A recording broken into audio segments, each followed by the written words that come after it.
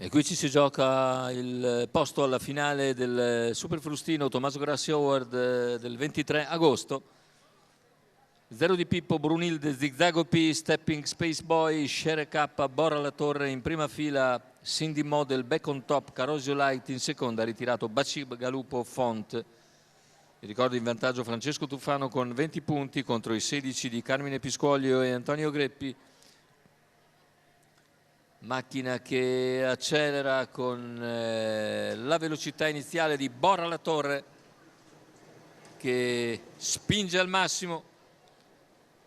All'interno cercano di rinvenire Zigzago P e Stepping Space Boy, ma Bora La Torre passa in vantaggio in 120 metri e sfila così nei confronti di Zigzago P e Stepping Space Boy.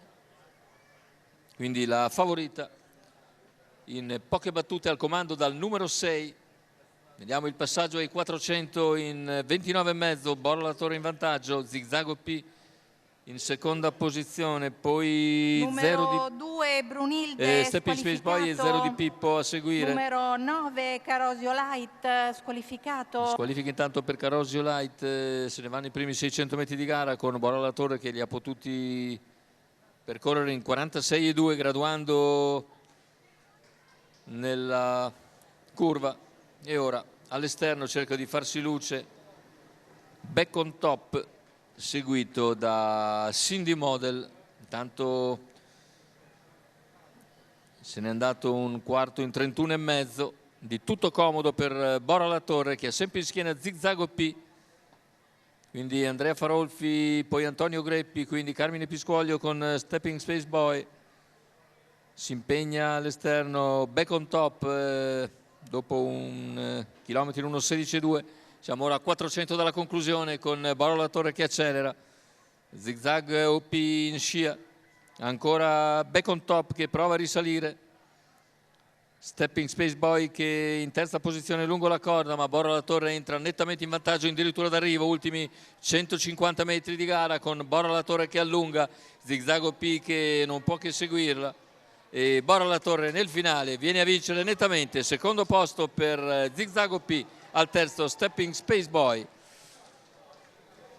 1:58,8, 1:13,8 il ragguaglio conclusivo per Bora La Torre e Andrea Farolfi che vince questa sesta conclusiva gara del Tommaso Grassi Award 2022 e si assicura quindi i 10 punti che comunque non gli permetteranno di andare in finale. In finale ci andrà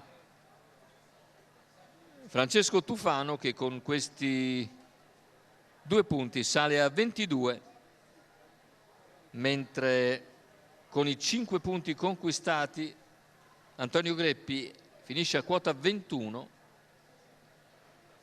e Carmine Piscoglio con i 3 punti a quota 19, quindi tutti in un fazzoletto, ma è Francesco Tufano, salvo interventi della giuria, che dovrebbe essere passato alla finale del 23 agosto del Tommaso Grassi Award. Vi ricordo la vittoria invece per Bora La Torre, Andrea Farolfi, Mauro Baroncini, scuderia La Torre SRL.